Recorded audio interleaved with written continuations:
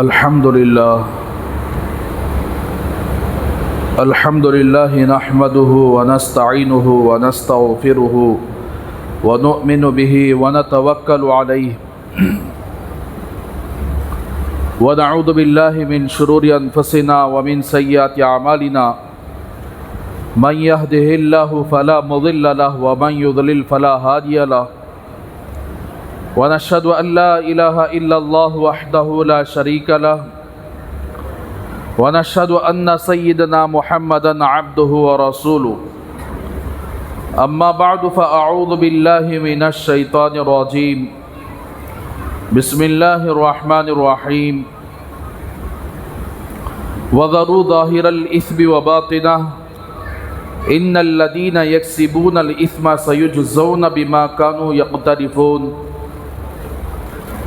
वक़ाल तआला इन्नल लज़ीना युहिब्बूना अन तशिअल फ़ाहिशतु फ़िल लज़ीना आमनू लहुम अज़ाबुन अलीमुन फ़िद दुनिया वल आखिरह वल्लाहु यअलमु व अंतुम ला तअलमून सदक़ल्लाहुल अज़ीम। अल्लाहुम्मा सल्लि अला सय्यिदिना मुहम्मदिन व अला आलि सय्यिदिना मुहम्मदिन व बारिक व सल्लिम। अल्लाहुम्मा सल्लि अला सय्यिदिना मुहम्मदिन व अला आलि सय्यिदिना मुहम्मदिन व बारिक व सल्लिम।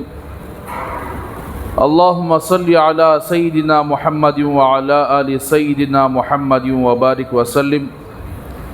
रब्बिश्रह ली सदरी व यस्सिर ली अमरी वहलुल उक़दतम मिन लिसानी यफ़क़हू क़ौली। मोहतरम भाइयों और मेरे अज़ीज़ दोस्तों और नौजवानों, जैसा कि आप हज़रात गुज़िश्ता जुमा मोबाइल फ़ोन ख़ुसूसन स्मार्टफ़ोन इस्तेमाल करने के जो नुक़सानात, जो तबाहकारियाँ इस वक्त हमारे मुआशरे के अंदर ही नहीं बल्कि पूरी दुनिया के लोग इस दलदल में फंस कर अपनी दुनियावी ज़िंदगी को भी बर्बाद कर रहे हैं और आखिरत की ज़िंदगी तो बर्बाद है ही। जिस्मानी एतबार से भी बहुत सारे नुक़सानात और आखिरत के एतबार से भी बहुत सारे नुक़सानात, जैसा कि गुज़िश्ता जुमा आप हज़रात सुन चुके हैं और भी बहुत सारी बातें बाकी रह गई। मोहतरम भाइयों, इस ज़माने का मोबाइल का फितना सारे फितनों में बहुत ही बड़ा फितना है,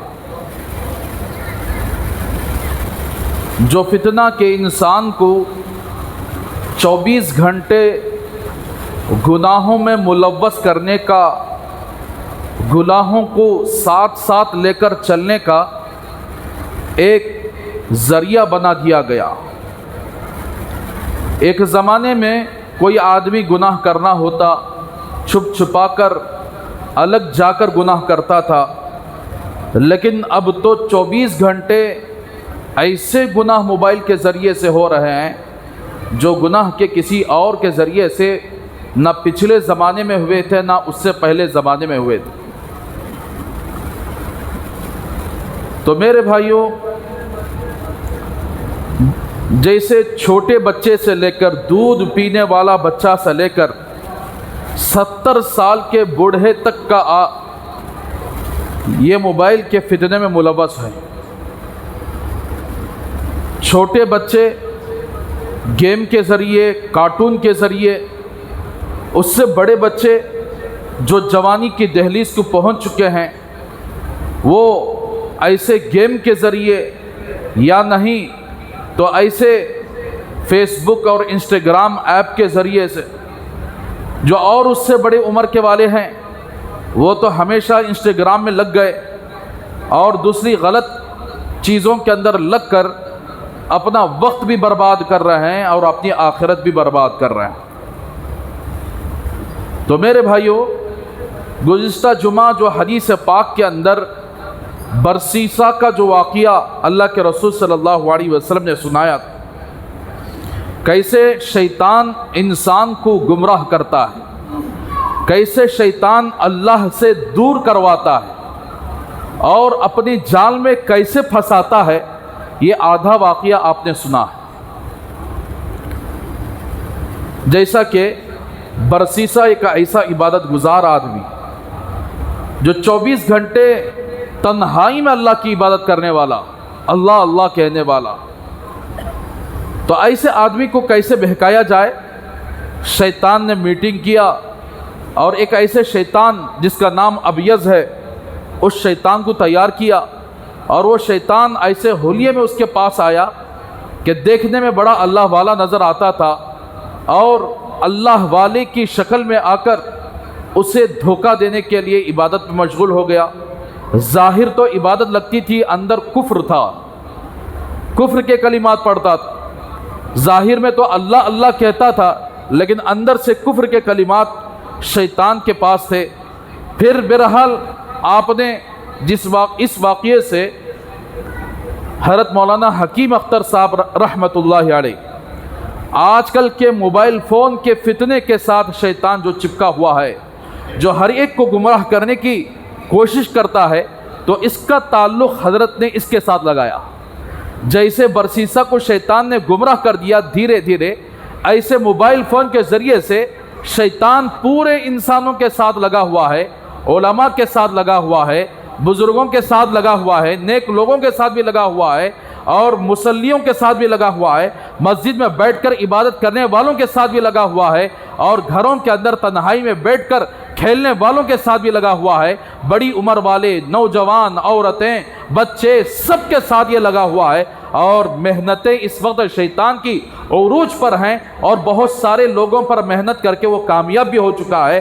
तो इस तरीके से शैतान अपनी जाल भेजाता है, धीरे धीरे उसको अपनी तरफ माइल करता है और जैसे ही उसका वो शैतान का दोस्त बन जाता है, शैतान के इशारों पर चलने लगता है, तो फिर वो शैतान ही की बात मानता है, किसी और की बात मानता नहीं है। तो बहरहाल मेरे भाइयों, उसने बरसीसा के यहाँ इबादत किया और वापस जाते हुए एक दम सिखलाया। फिर उसने एक लड़की को जाकर एक मर्ज लगवाया, एक बीमारी लगवाई। फिर उसने उनके डॉक्टरों का इलाज करवाया, डॉक्टर के पास गए तो कुछ भी नहीं रहा। फिर कहा कि बरसीसा के पास चले जाओ, ये इसके पास इसकी बीमारी का हल है।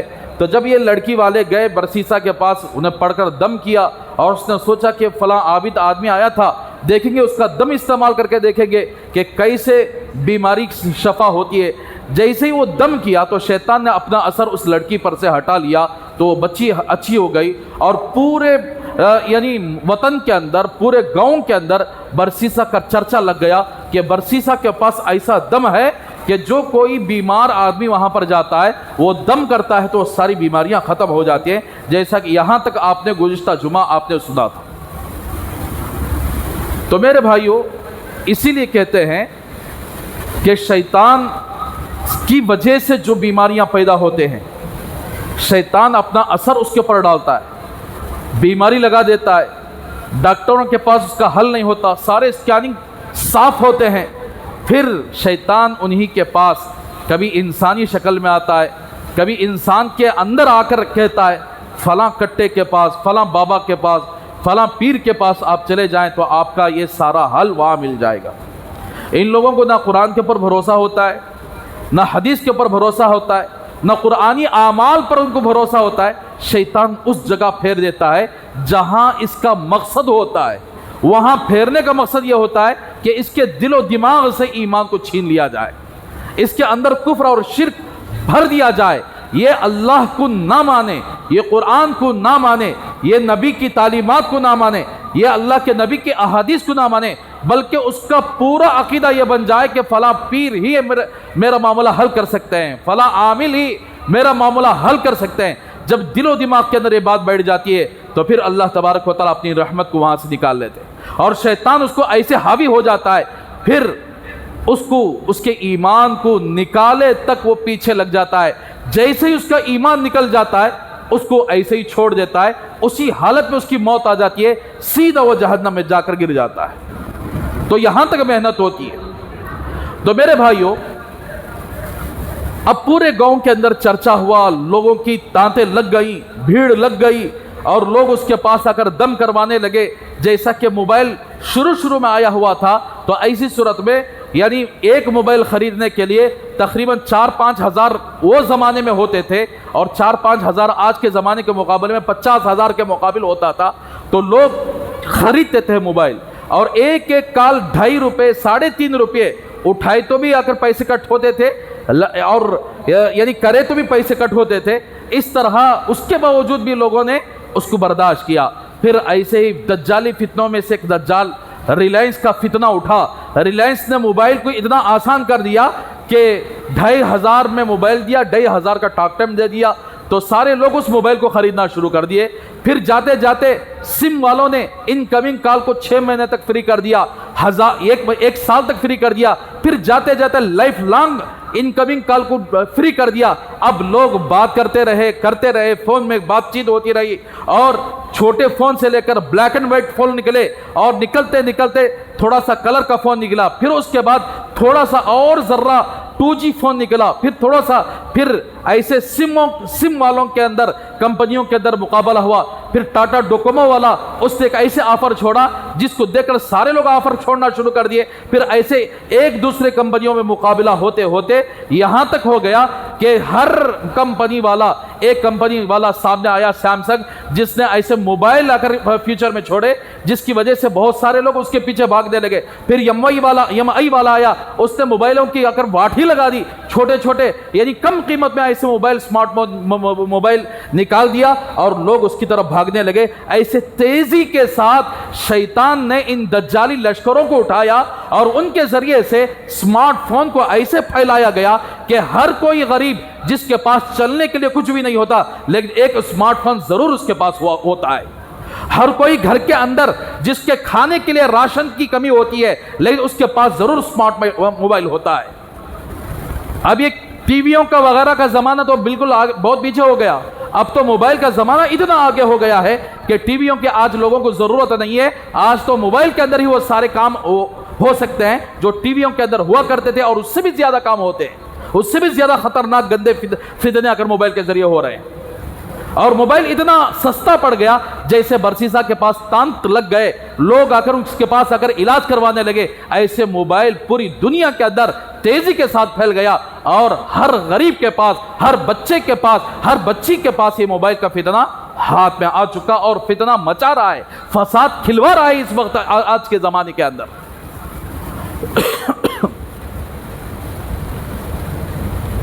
उस जमाने में 3 भाई थे।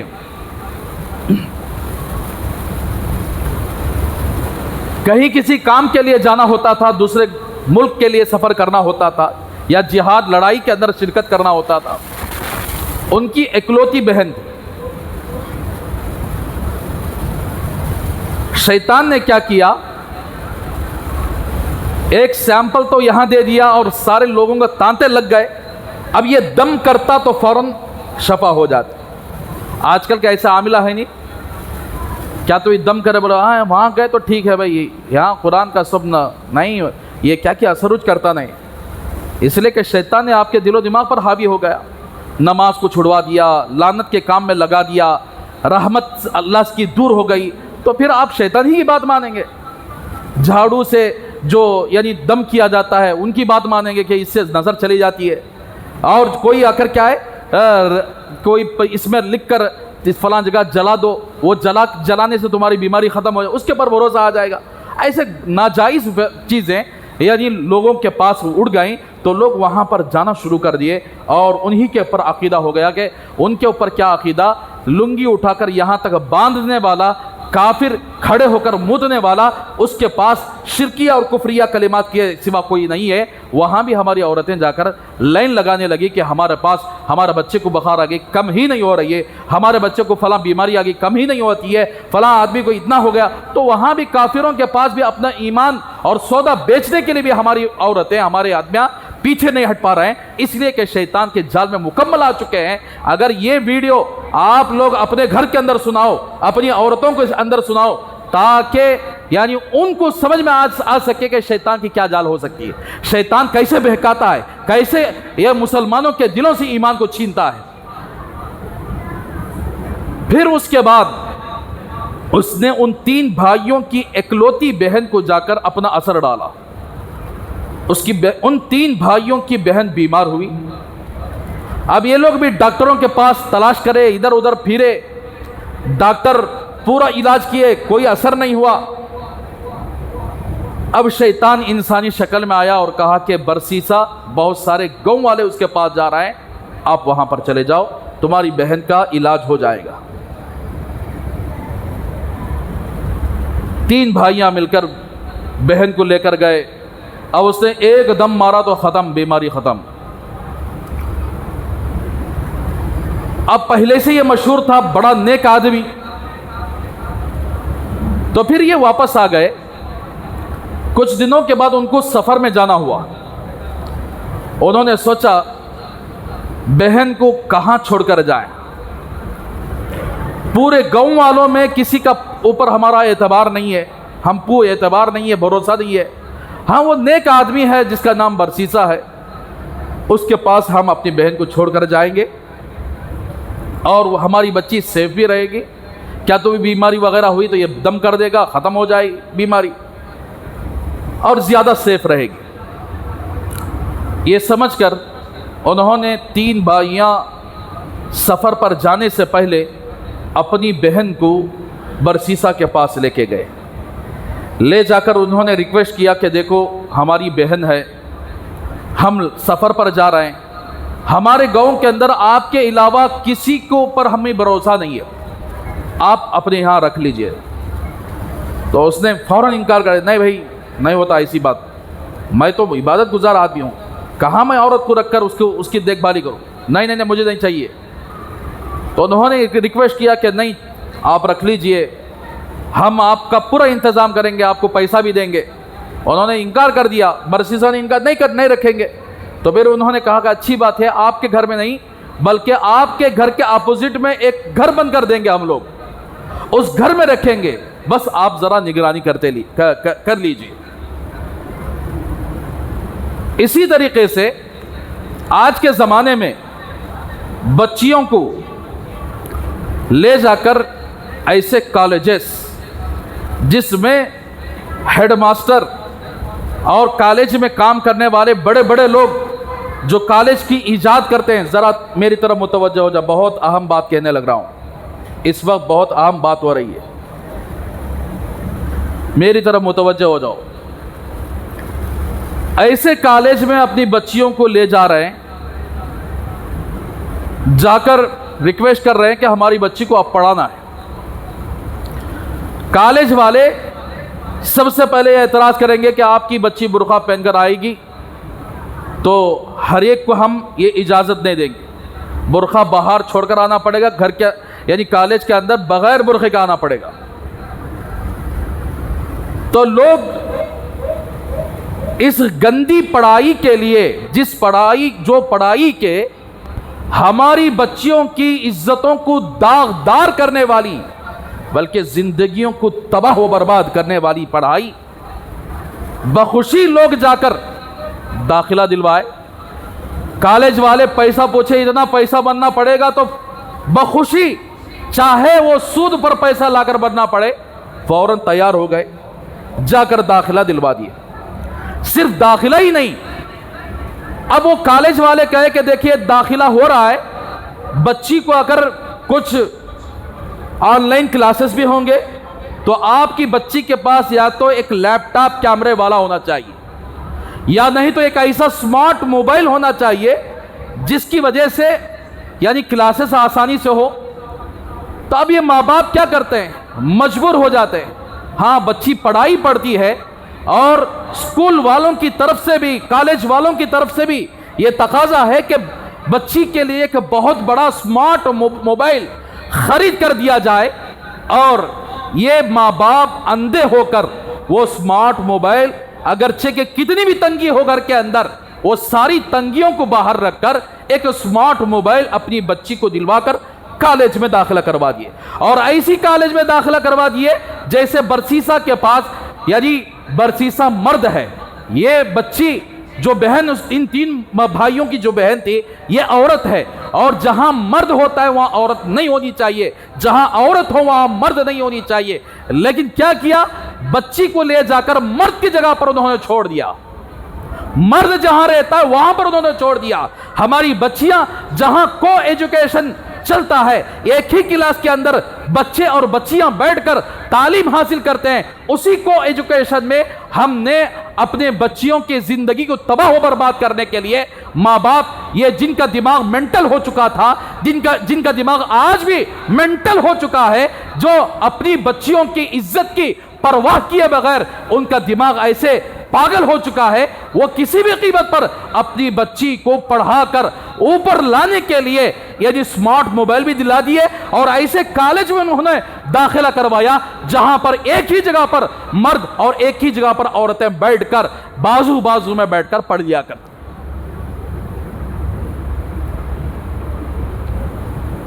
शुरू में हेडमास्टर, टीचर अगर ये कहते हैं कि देखो आपस में किसी को दोस्ती नहीं करना, बातचीत नहीं करना, यहां कानून के हिसाब से स्कूल और कॉलेज के कानून तुम पर लागू होंगे, तुम बराबर वक्त में आ जाना, बगैर दोस्ती के तुम अपने पढ़ाई पर ध्यान दो, एक सिर्फ बहाना है।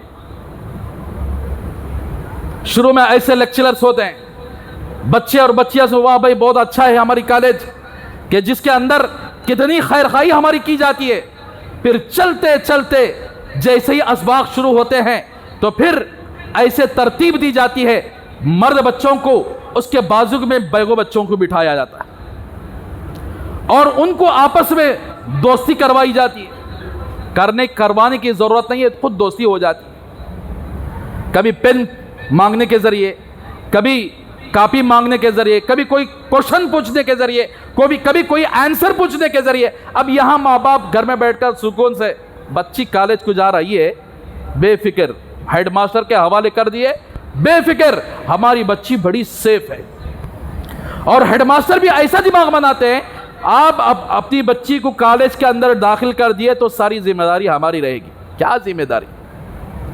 आपने आग जलवाई और आग के अंदर डाल दिया और आप समझ रहे हैं कि हमारी बच्ची नहीं जल पाएगी, हमारा बच्चा नहीं जल पाएगा। नहीं, आग में डालेंगे, चाहे आग जलवाने वाला ये कहे कि ये मेरी आग है, इसके अंदर किसी को यानी हरारत नहीं लगेगी, गर्मी नहीं लगेगी, ये बड़ी ठंडी आग है। और पानी स्टॉक करने वाला, नहर खुदवाने वाला, स्विमिंग पूल बनाने वाला पानी छोड़कर ये कहे हमारा स्विमिंग पूल ऐसा है कोई डूबकर मरता नहीं है, आप लाकर छोड़ो। अब बरसीसा ने क्या किया? निगरानी करता रहा, जैसे हेडमास्टर वगैरह निगरानी करते रहे। शैतान बगैर दिखे के उसके दिल के अंदर बात डाली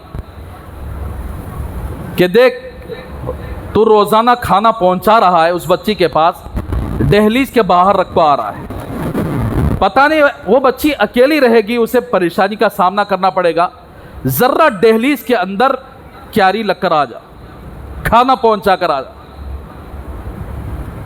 दहलीज के अंदर खाना पहुंचाता रहा।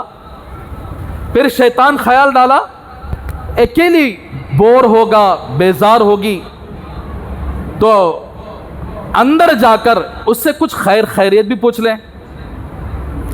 ये स्टेप होता है कॉलेज के अंदर। बच्चियां एक तो दीन उनके दिलो दिमाग के अंदर राई के दाने के बराबर भी नहीं होता, यह बात याद रखें। दीन न माँ बाप के अंदर, न वो बच्चियां जिसको पढ़ने के लिए भेजी जा रही हैं उनके अंदर भी राई के दाने के बराबर भी अगर दीन की अहमियत होती, अल्लाह का डर होता, तो सोचते थे हमें कौन से कॉलेज में छोड़ रहे हैं, क्या हमारी बच्ची वहां जाकर आने के बाद सेफ रह सकती। अगरचे के बाप, भाई, मामू, चिच्चा कौन के लेकर जाकर छोड़ता है, आता है, बुला लेकर आता है, अंदर क्या हो रहा है यह किसी को पता नहीं चलता, अंदर क्या हो रहा है। तो अब यहां से शुरुआत, जैसे बरसीसा ने खैरियत पूछा, तबीयत कैसी है पूछा, क्या कैसा तुम वक्त कैसे गुजार रहे हो। अब यहां भी कॉलेजों के अंदर मोबाइल फोन आ गया, मोबाइल फोन हाथ में रहा, टीचरों ने क्लास में कह दिया कि देखो ये लेसन आपको ऑनलाइन पढ़ाया जाएगा, आपको इंटरनेट के जरिए से ये लेसन हासिल करना होगा। अब बच्चियों को समझ में नहीं आया।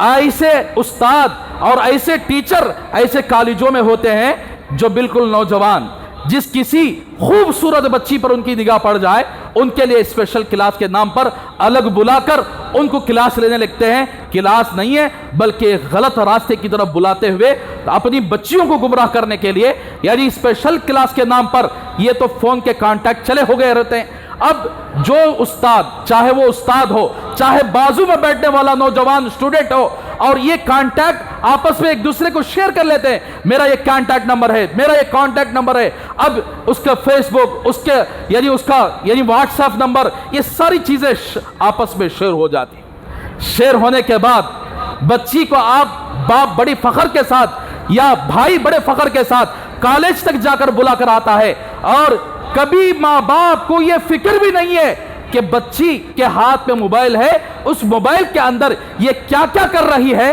कभी निगरानी करने का ख्याल भी नहीं आए। बच्ची कमरे में बैठकर डिस्टर्ब करना नहीं, बोल को अगल दाले को पढ़ लेती है। बच्चा कमरे में बैठकर डिस्टर्ब करना नहीं, पढ़ाई के नाम पर शैतान धोखा दे रहा है, पढ़ाई के नाम पर चुन्ना लगा रहा है मां बाप को, पढ़ाई के नाम पर बच्चियों को चुन्ना लगा रहा है। अब एक बच्चा और बच्ची और एक सार टीचरों के कहे मामूलात आए हमारे सामने कि फला स्कूल का टीचर, फला कॉलेज का टीचर उसकी स्टूडेंट के ऊपर फरेफ्ता हो गया और लेकर भाग गया। तो उसके बाद ताल्लुकात ऐसे कायम हो जाते हैं, एक एक बच्ची के पीछे 4 या 5 मर्द, कभी ये कॉल करता है, कभी वो कॉल करता है, कभी ये कॉल करता है।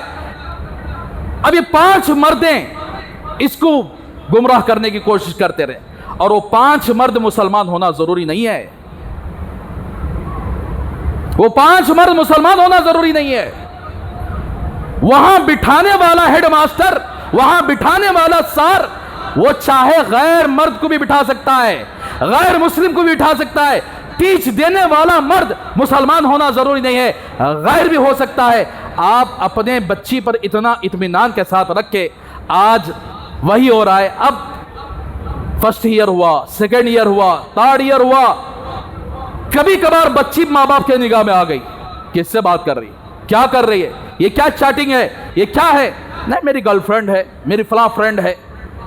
तब भी इत्मीनान, ठीक है बच्चियों की गर्लफ्रेंड।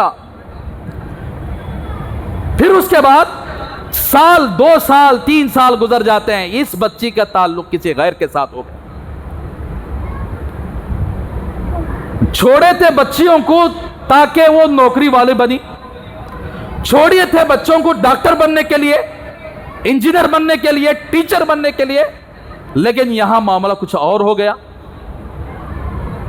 उसके बाद यहां तक रखिए, फिर बरसीसा के पास आइए, उसने बातचीत शुरू कर दी। यहां जैसे कॉलेजों में होता है बातचीत, साल, 2 साल, 3 साल, बरसीसा की भी बातचीत शुरू हो गई, और बातचीत करते करते करते यहां तक बरसीसा अपनी इबादत को भी छोड़ दिया।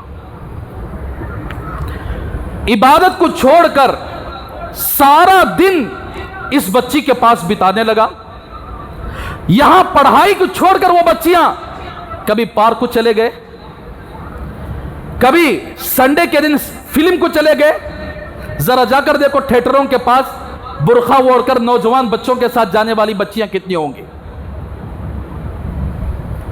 स्पेशल क्लास के नाम पर मां बाप को चुनना लगा दिए कि आज स्पेशल क्लास रखी गई है, बुलाए हैं, फर्स्ट शो को चले गए, सेकंड शो को चले गए, दोपहर की यानी फिल्म को चले गए। अब थिएटर में जाने के बाद क्या वहां से शुरू होता है, फिर पार्कों को जाने के बाद, या पार्क को जाना तो जरूरी नहीं, कहीं गांव को लेकर चले गए, दूसरे गांव को, यहां गांव वाले रह बोले तो कौन तो देख ले तो पकड़ लेती, दूसरे गांव को चले जाएंगे, दूसरे गांव को भाग गए। सुबह से लेकर शाम तक यहां मां बाप को चुनना लगाए कि स्पेशल क्लास चल रही है। क्लास चल रही है वो क्लास नहीं है जो तुम्हारे दिलो दिमाग के अंदर है, ये लाउड ट्रैक की क्लास चल रही है। अब जो बच्ची जो मर्द के बगैर बालिग हुई है, और उस बालिग होने के बाद उस हर बच्ची के अंदर और हर बच्चे के अंदर एक जिनसी ख्वाहिश पैदा होती है। एक जिनसी ख्वाहिश अल्लाह ने रखा है, इसीलिए हमारे नबी का हुक्म है जैसे ही बच्चियां बालिग हो जाएं तो फौरन निकाह का बंदोबस्त करो। जैसे ही बालिग हो जाए निकाह का बंदोबस्त करो, गुनाह से बच जाओगे, बच्ची को गलत काम करने से बचा लेंगे। लेकिन नहीं सुना हमने, 22 साल 25 साल तक कॉलेजों के नाम पर भेजते रहे। फिर उसके बाद ऐसे ताल्लुकात, जिनसी ताल्लुकात शुरू हो गए। बरसी साहब बात करना शुरू किया, करते करते करते उस बच्ची पर उसका दिल, वो बच्ची उसके ऊपर दिल लगा ली और जिनसी ताल्लुकात शुरू हो गए। जिनाकारी आम हो चुकी। जैसे जिनसी ताल्लुकात एक मर्द किसी औरत को टच करता है तो फिर वो चाहे नाजायज मर्द क्यों ना हो, चाहे वो गैर मुसलमान क्यों ना हो, तो वो बच्ची 100 साल तक के सपने देखकर फिक्स हो जाती कि यही मेरा शौहर है। यह हकीकत बात है। आप समझते हैं हजरत इतना खुला कहीं बोलना पड़ता है, इतने हालात आंखों से देखते वक्त हमें शर्म नहीं आती, देखकर खामोश हो जाते। अब जब ये फिक्स हो जाती है कि यही मेरा शौहर है, और जिनसी ताल्लुकात ऐसे ही कायम रहते हैं। फिर एक वक्त आता है, वो कहता है कि हम चले जाएंगे, भाग जाएंगे। अब ये कहती है ठीक है, आपके लिए मैं सब कुछ कुर्बान, माँ बाप को छोड़ दूंगी, सब कुछ छोड़ दूंगी। ये कहने के बाद अब ये जिनसी ताल्लुकात में हमल वगैरह ठहर गया तो गोलियां दस्तयाब हैं, टैबलेट दस्तयाब हैं, टैबलेट खिला दिए, उसे पाक कर दिए। और ऐसे ताल्लुकात कायम करते करते माँ बाप से छुप छुपा कर, माँ बाप कहीं गांव को चले जाए, घर खाली रहा, फोन करके बुला ली, आ जाओ, रास्ता साफ है, माँ बाप नहीं है, घर खाली है। और ऐसे एक बच्चे, 2 बच्चे नए, कई बच्चे ऐसे जिनसी ताल्लुकात में मुलव्वस होकर अपनी इज्जत का सौदा कर चुके। अब बरसी साहब भी उसी तरह किया, जिनसी ताल्लुकात कायम किया और उसकी वजह से हमल ठहर गया। भाई छोड़कर गए थे एक भरोसे के ऊपर के बरसी साहब नेक आदमी है, ये मेरी बहन की हिफाजत करेगा, लेकिन हिफाजत तो क्या करता, शैतान ने दोनों को लगा के छोड़ दिया। आप भी कॉलेज में इसी उम्मीद पर ले जाकर डाले थे अपनी बच्ची को कि बच्ची की हिफाजत ये हेडमास्टर करेगा, बच्ची की हिफाजत ये कॉलेज वाले करेंगे। कॉलेज वाले हिफाजत करते तो को एजुकेशन का सिस्टम नहीं रखते, हिफाजत करने का अगर उनको आता तो को एजुकेशन नहीं रखते। तो फिर उसके बाद आज के हालात के एतबार से, आज से तकरीबन 6-7 साल से भगवा लव ट्रैप जो चल रहा है हिंदुस्तान के अंदर, देखें आप लोग सोशल मीडिया पर जो वीडियोस वायरल हो रहे हैं, कितनी खूबसूरत होती है बच्ची, काला खिंजीर से भी बदतर होता है ऐसे आदमी के साथ, गैर मुस्लिम, ईमान, मजहब, इसलिए कि माँ बाप को फिक्र नहीं थी दीन की, मजहब तो कोई बात ही नहीं आई, वहां इंसान है भाई, मैं इसके साथ जाऊंगी। ऐसे जाते जाते कितनी बच्चियां हमारे मदनपल्ली के अंदर भी गैर मुस्लिमों के साथ भागकर आंखों के सामने खून के आंसू रोते रहे माँ बाप, लेकिन ये बच्ची ना मानकर उसी के साथ जाकर शादी कर ली।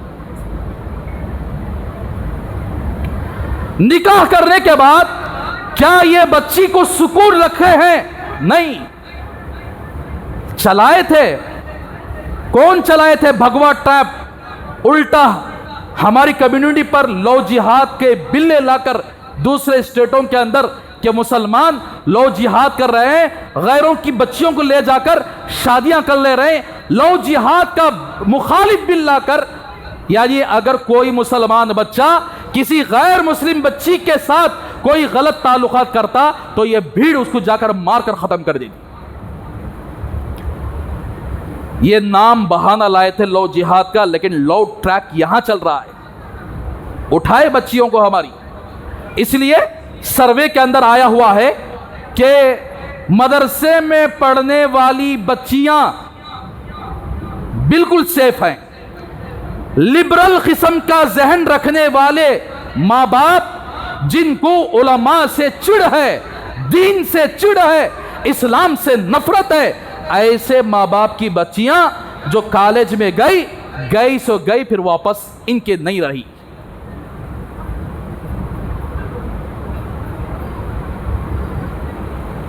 लेकर चले गए, बुट्टू लगाकर शादियां कर ली, आग के सामने पूजा करने वाले बने, बुतों के सामने पूजा करने वाले बने, और इस्लाम जैसे बेहतरीन मजहब को छोड़कर कुफ्र के मजहब को इख्तियार कर लिया।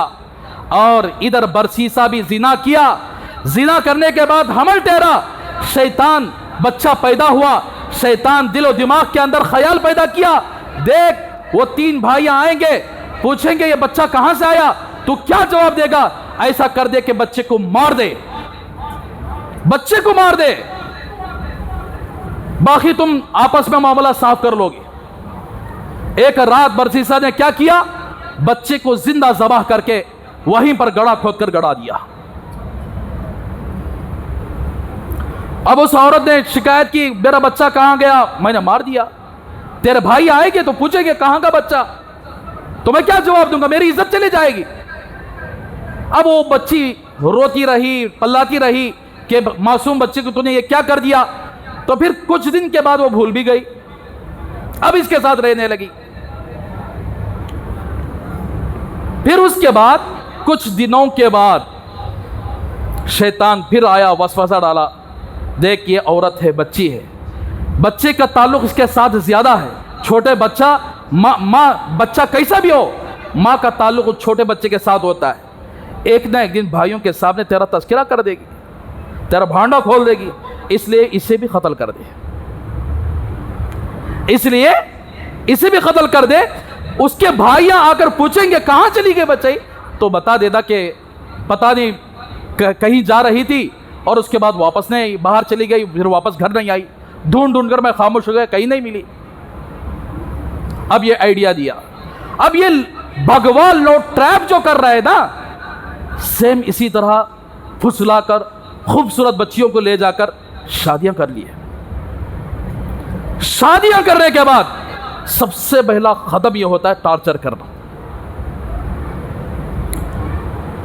ऐसे टॉर्चर, एक एक गैर आदमी अपने दोस्तों को, 5-6 दोस्तों को बुलाकर जिना करवाता है।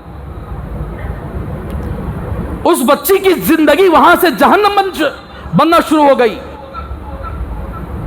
अब ये बच्ची तंग आकर कहीं बाहर जाकर ना बोल दे, पुलिस स्टेशन में केस ना लगा दे, इसलिए भला फुसला कर किसी जंगल की तरफ लेकर जाया जाता है। जाकर उस बच्ची का वीडियो बनाकर ऐसे दरिंदगी के साथ मारकर उसको खत्म कर दिया जाता है।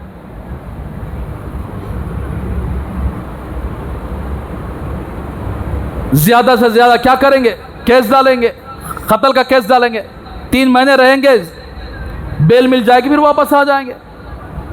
इतना ही कर सकते हैं ना। ऐसे हजारों वीडियोस बनाकर हमारी बच्चियों को इस तरह अगवा किया गया। एक वीडियो मैंने देखा, कितनी बेशर्म हो गई हमारी मुसलमानों की बच्चियां, गैरों के साथ बैठते हुए, गैरों के साथ जाते हुए, ले जाकर बिठाकर उसके चेहरे पर, उसके जिस्म पर पेशाब कर रहा है। इसलिए मुसलमान भुगतना चाहिए ऐसी चीज़ों को। अल्लाह की कदर नहीं रही मुसलमानों के पास, कुरान की कदर नहीं रही, दीन की कदर नहीं रही, इस्लाम की कदर नहीं रही, तो ऐसे लोगों के साथ पिटवाएंगे अल्लाह तबारक व तआला। बच्चियों को ऐसे ऐसे कॉलेजेस में डाले जहां पर लोड ट्रैप पहले से, मैंने इससे पहले आपके सामने रिपोर्ट पेश किया था, मदनपल्ली ही की रिपोर्ट पेश किया था कि एक खूबसूरत बच्ची किसी कॉलेज में दाखिला ले रही है, उसके पीछे 5-6 मर्द खुद ब खुद दाखिला मिल जाएगा। दाखिला दिलवाने वालों की रिपोर्ट है। तो मेरे भाइयों, ऐसे हमारे हिंदुस्तान के अंदर कौन सा स्टेट भी ऐसा खाली नहीं है जिसमें भगवा लव ट्रैप के जरिए से सारे कॉलेजेस में पढ़ने वाली बच्चियां, जिनके माँ बाप ने अपने बच्चियों को इस तरह आजाद छोड़ दिया, मोबाइल दिलाकर छोड़ दिया, ये मोबाइलों के जरिए से कांटेक्ट होकर मोबाइलों के जरिए से ही तबाह हो बर्बाद हो रहा है। ये अपनी आंखों से देख रहे हैं, देख रहे हैं अपनी आंखों से। अब यहां बरसीसा क्या किया, उसने भी उस बच्ची को कत्ल कर दिया, बच्चे को भी कत्ल कर दिया, उस बच्ची को भी कत्ल कर दिया, और वहीं पर अपने खानखा के बाजू गड़ा खोद कर गाड़ दिया।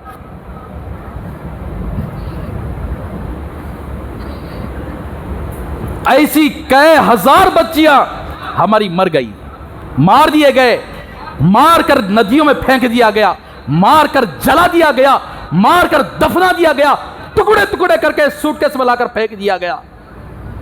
एक बच्ची को नंगा करके उसका सर काट कर सूटकेस में लाकर चौराहे पर फेंक कर चले गए। अभी होश के नाखून नहीं हमारे मुसलमानों को।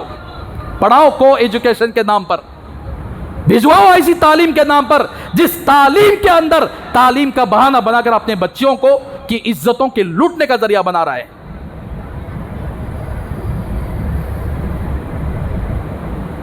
अब ये कौन काटा, कौन मारा, किसे पता, क्या पकड़ सकते हैं आप? किसी को पकड़ना बोले तो आज के जमाने में मुश्किल है। क्राइम, जुर्म इतना आम हो चुका है, जुर्म करने वाला मुजरिम जमीन पर इतरा कर चलता है, मासूम लोग अंदर डाल दिए गए। तो मेरे भाइयों, इसीलिए आपके सामने उलमा बमड़ा मारते उसके से समझ लो, आज भी समझ लो, अपने छोटे बच्चों की हिफाजत कर लो, कम से कम उनकी दीनी तालीम का इंतजाम कर लो। स्कूल में डालने से पहले 100 मरतबा सोचो कि हम किस स्कूल में डाल रहे हैं। आज छोटी बच्ची रहेगी, एक वक्त आएगा बड़ी हो जाएगी। आज छोटा बच्चा रहेगा, एक वक्त आएगा बड़ा हो जाएगा। तो इसलिए दिल और दिमाग से सोचो, हम अपने बच्चे को किस स्कूल में दाखिल करवा रहे हैं और उस स्कूल के अंदर के माहौल क्या है। 5 क्लास, 6 क्लास, 7 क्लास, 8 क्लास को एजुकेशन बिठाओ बच्चों और बच्चियों को बाजू, यहीं से आदत पड़न दे। मैंने इससे पहले आपको कहा था 7 क्लास की बच्चियां लॉ ट्रैक में शामिल हो चुकी हैं। 7 क्लास की बच्चियां, ये सब को एजुकेशन 21 क्लास में बिठाते ना।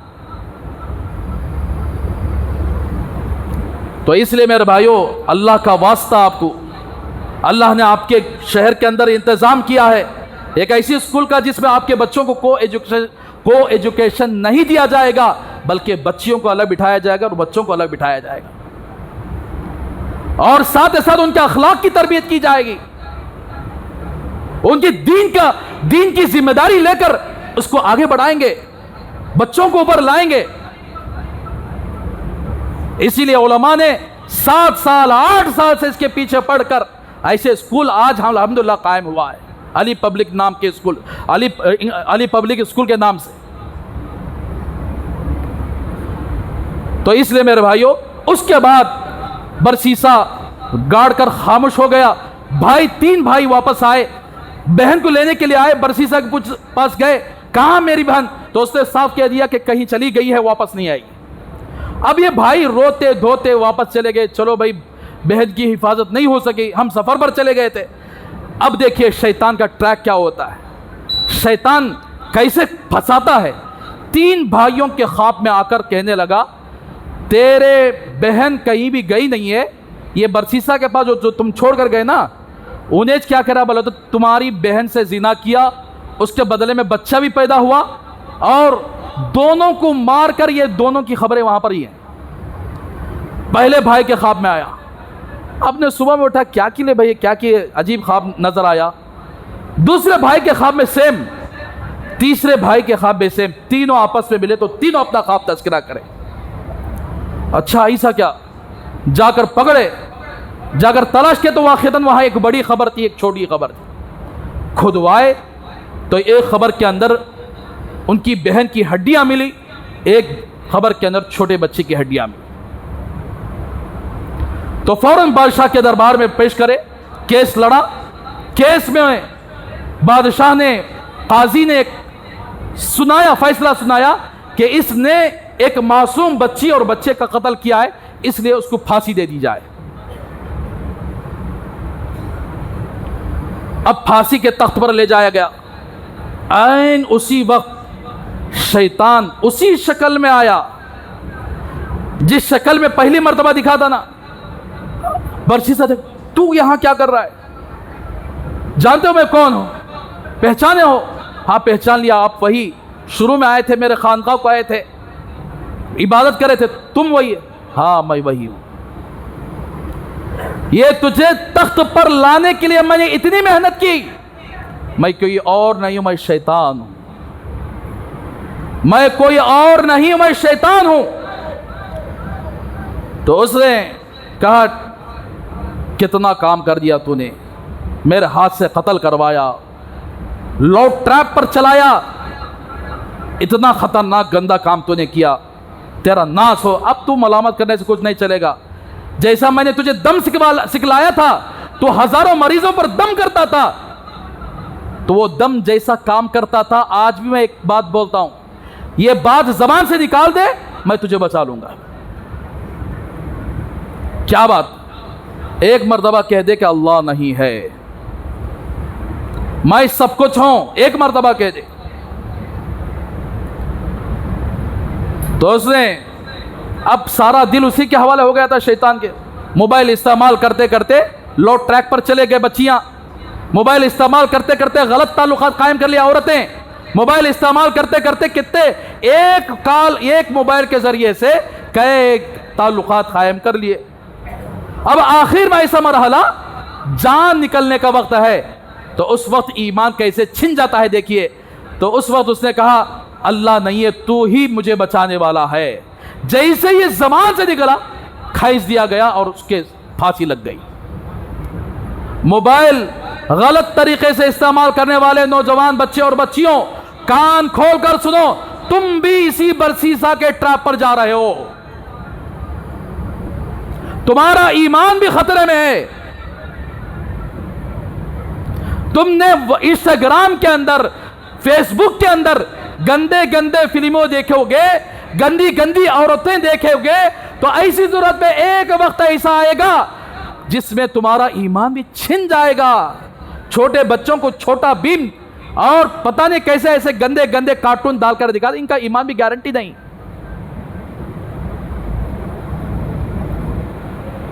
तो ये हदीस के अंदर ये वाकया, बनी इसराइल का वाकया, पहले का वाकया अल्लाह के रसूल सल्लल्लाहु अलैहि वसल्लम ने हमारे सामने बयान फरमाया। अब इस वाकये को आज के स्मार्टफोन को लगाएंगे तो सेम बरसीसा के साथ जैसा शैतान का मामला हुआ, स्मार्टफोन इस्तेमाल करने वाले रात में बैठकर 2-2 घंटे जो वीडियो आप देखोगे यूट्यूब के अंदर, नंगी फिल्में देखेंगे तो वो नंगी फिल्मों के वीडियो छोड़ेगा। वो किसका बयान सुन रहे हो उसी का बयान डालेगा, किसका गाना सुन रहे हो उसी का गाना तुम्हारे सामने आएगा। तुम जो जो कर रहे हो वो आपके स्क्रीन पर आता रहेगा।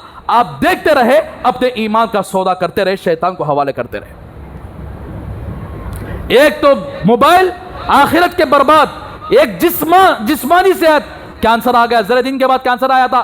नौजवानों, एक रात तुम लोग रात में जाकर मोबाइल के पीछे पड़ गए, औरतें रात जाकर मोबाइल के पीछे पड़ गए और मोबाइल अपने आंखों के सामने रखकर इस्तेमाल कर रहे हो। चंद साल के बाद आपको आंखों का कैंसर, दिमाग का कैंसर और फेफड़ों का कैंसर जरूर आ जाएगा अगर आपने मोबाइल को इस तरीके से इस्तेमाल किया। मोबाइल खुद बोलता है, तुम कोई सी भी वीडियो देखो, काल ही बोले तो वो वीडियो को हटा देता है, काल को उठाओ बोलता है। यानी मोबाइल बोलता है कि रे बेवकूफ, मोबाइल इस्तेमाल करने के लिए, जरूरत के लिए इजाद हुआ, सो तू कहां बेहकी बातों में चला गया, काल आता उठा। मोबाइल इसीलिए यानी इजाद हुआ था कि एक दूसरे की जरूरत को पूरी करे, लेकिन इसको सब भुला दिया गया। मोबाइल को जो जरूरत थी वो जरूरत से हटाकर मकसद बनाकर आज मोबाइल के पीछे नौजवान बच्चे और बच्चियां लग गए, जिसकी वजह से आंखों के सामने तबाही हम लोग देख रहे हैं। नमाज पढ़ने दिल नहीं बोलता, मस्जिद में बैठने दिल नहीं बोलता, बयान सुनने दिल नहीं बोलता, कुरान पढ़ने दिल नहीं बोलता, जिक्र करने। आज बताओ कि आज के जमाने के अंदर कौन सा ऐसा मुसलमान है जो कम से कम 1 घंटा कुरान की तिलावत करने के लिए वक्त निकाला हो, 1 घंटा दुरूद पाक पढ़ने के लिए वक्त निकाल रहा हो? किसी के पास वक्त नहीं है, सब मैं बिजी हूं, मोबाइल मोबाइल मोबाइल मोबाइल। तो मेरे भाइयों, अल्लाह का वास्ता समझ जाओ, छोटे बच्चों को बचा लो, नौजवान बच्चे और बच्चियों को बचा लो मोबाइल के लानत से। जो बच्चियां कॉलेज के अंदर पढ़ रही हैं, आप उन बच्चियों की निगहदानी, क्या निगहदानी कर सकते हैं? सोब चले गए, सोब आकर वहां ले जाकर अंगार में डालकर इत्मीनान से कि हमारी बच्ची को आग नहीं जलाएगी। अल्लाह का वास्ता, ये चंद बातें इबरत के लिए, थोड़ी देर गौर से बैठकर सोचो, अपनी बच्चियों की ज़िंदगी के बारे में सोचो, बच्चों की ज़िंदगी के बारे में सोचो। सोचकर आप खुद फैसला लो कि हम कहाँ जा रहे हैं, किधर जा रहे हैं। और ये वीडियो जो आप सुने हैं, आपके घर के अंदर औरतों को सुनाओ। आप सुन लेना काफ़ी नहीं, आपके घर के अंदर औरतों को सुनाओ आज के हालात क्या चल रहा है। ये चंद बातें आपके सामने रही। अल्लाह से दुआ करें कि अल्लाह हम सब को इन बातों पर अमल करने की तौफीक अता फरमाए। आमीन व आखिर दावाना अनिल हम्दुलिल्लाहि रब्बिल आलमीन।